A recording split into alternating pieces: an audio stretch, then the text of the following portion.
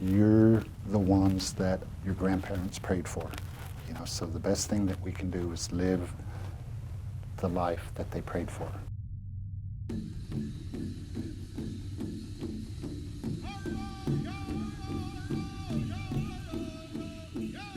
You got to know where you're from to know where you're going, you know what I mean? You got to know your past to know your future. And we have this brilliant, rich history as Indian people, and I want to, just all of our children to know that, One of the goals of good health and wellness in Indian country is reinstilling a lot of identity. I want us to get back to our original roots when it comes to proper nutrition. A lot of our traditional teachings, we talk about our bodies were given to us, gifts from the Creator, and we need to take care of them. You just feel better about yourself as a person, once you start, losing the weight and, living that healthy lifestyle. Good health and wellness in Indian country is just recognizing your issues and doing something about it.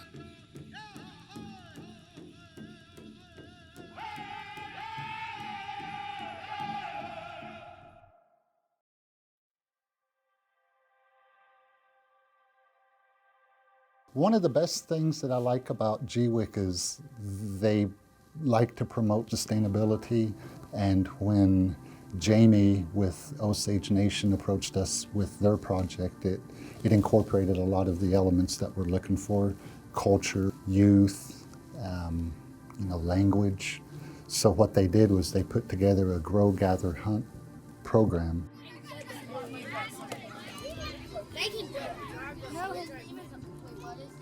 My name's Crystal Standing Bear. I'm Osage. I'm from the Gray Horse District, and I live and grew up in Pawhuska, Oklahoma. Well, this is our second year to have this camp. It is provided through the grant with Southern Plains Tribal Health Board. And so since this is the second year, we're seeing a return of the kids. And just here, the first day was fantastic, seeing the difference, the growth in the kids. Not just on the health aspect, I know that's what's always pushed, is the physical health. We don't want people to get diabetes and all of that, but what I think is even more impactful that I've seen is the mental health and emotional health and well-being that this type of camp brings to our kids.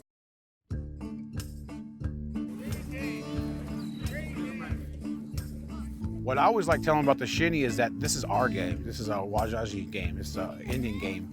And that this is how we had fun. Shinny goes back to before we got horses. So people have been playing shinny for a long time. I don't know the exact dates on it, but the shinny is a game that has traditionally been played within our tribe, and the Dagiha people have been playing it forever. And so it's a game that it's like a rough and tumble game to kind of go out and get your, get that energy out of you. But it's been men versus men, men versus women, and women versus women. And there's all sorts of different rules, but it just kind of creates that interaction and, go out there and kind of prove yourself too, But that's what I really like about the shinny.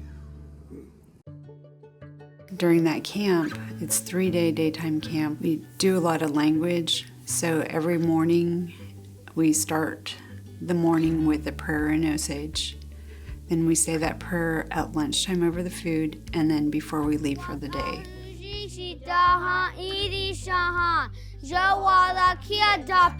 So we want to bring a lot of culture in there too, because some of those kids at home, maybe they've never heard the Osage language spoken. And then we throw in some other culture. This year we're doing some traditional fire making. And then fishing. That's their favorite thing during camp, is fishing.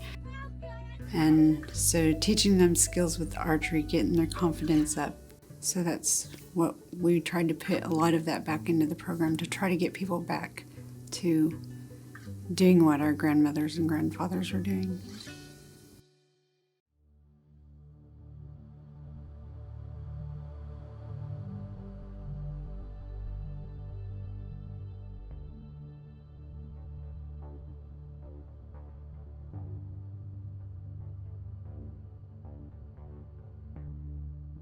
We are definitely in a food desert here. We don't have that much access to fresh fruits and vegetables. Our location of our farmers markets has changed and it's kind of dimming down, but there is a lot of fast food chains here, tons of fast food. I focus more on the nutrition classes. Therefore, we had named them Native Living. It is a 12-week program. It will start at the end of this month. And what it is just like a diabetes prevention class to teach them not only how to shop healthy, but how to cook healthy, how to get the families into eating a healthier meal. I am 1000% against fry bread. If you look at the macros in it, an average size of fry bread is like what, this big? You're sitting at 800, 900 calories just in that one piece of fry bread. And how many people are eating 2, 3, 4 pieces of fry bread? This is, like I said, this is a lifestyle we're teaching our communities. And once you get it embedded in your head that you have to be 100%, your mind has to be correct in order to do this, then that's when they start seeing results. And then by the end of the year, they've lost 10, 15, 20 pounds. They're able to walk a full mile, and they've cut their medication in half because they've controlled their diabetes. I've had several that's completely has been taken off their medication because they have their disease 100% in control. It gets to the point where I don't have to teach the classes anymore. The community is teaching it for me. So my overall goal is just to, like I said, open their minds to show them that it is possible to live a healthy, clean diet lifestyle for not only them, but for their families as well.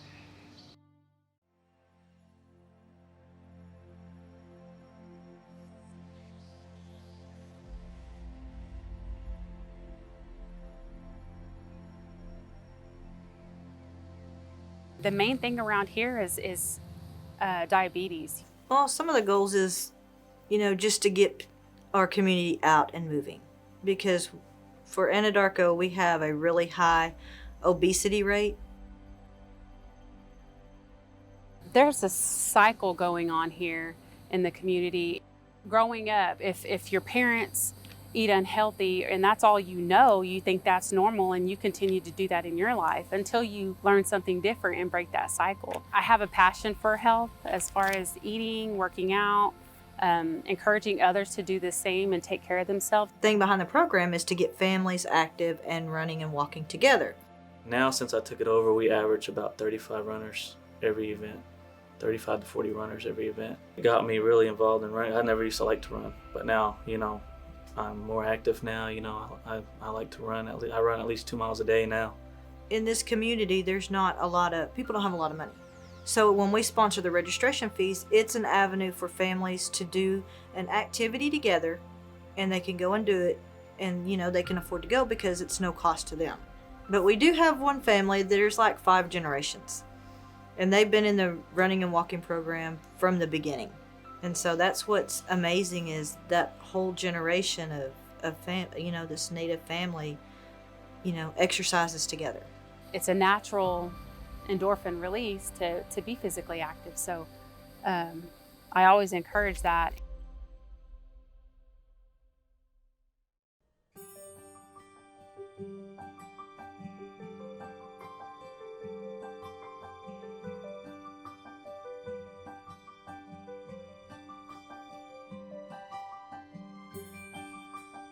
Our program is called Running Strong.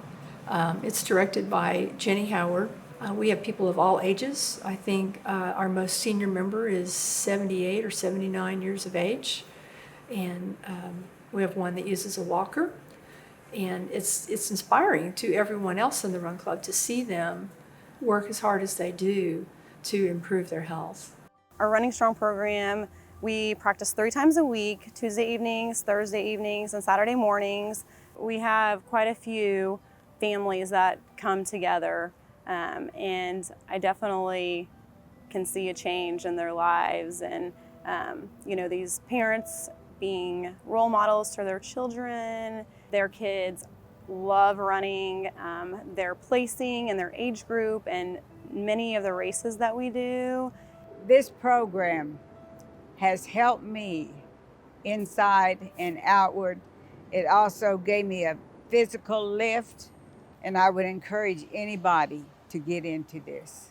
So that's what we've tried to do with our running group, or any community activity or health activity that we have. We try to make sure that we concentrate on the health and wellness. The other program, Sit Less, Move More, is a very popular program that we have once a year and invite school teachers, instructors that work with children, anyone to teach them games and activities that they can do. We know that kids learn better through physical activity, so the more we can increase physical activity actually in the classroom, we teach classroom teachers how to incorporate activity into their academic learning. That's our goal. I would say it's only going to help your future because the benefits are going to be 10, 15 years down the road. And when we have children who know their culture, who respect their bodies, love themselves, and and then start giving back to the community. When you see youth out there thriving and growing and being healthy, that makes you feel good. So it's just having that, getting your mind there and that motivation and encouragement. How bad do you want it? How bad do you want to be healthy? Just got to get out of your comfort zone and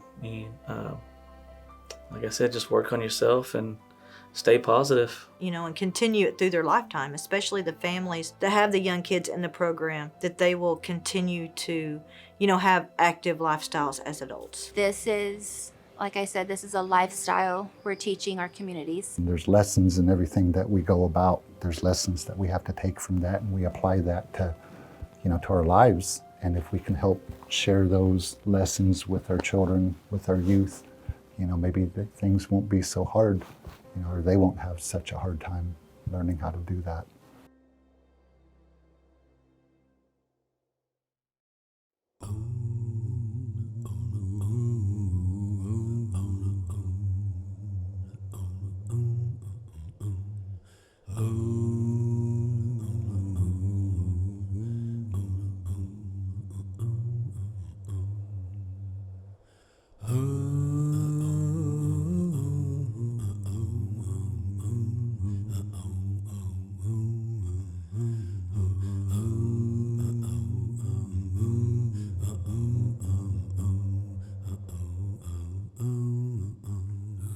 Show.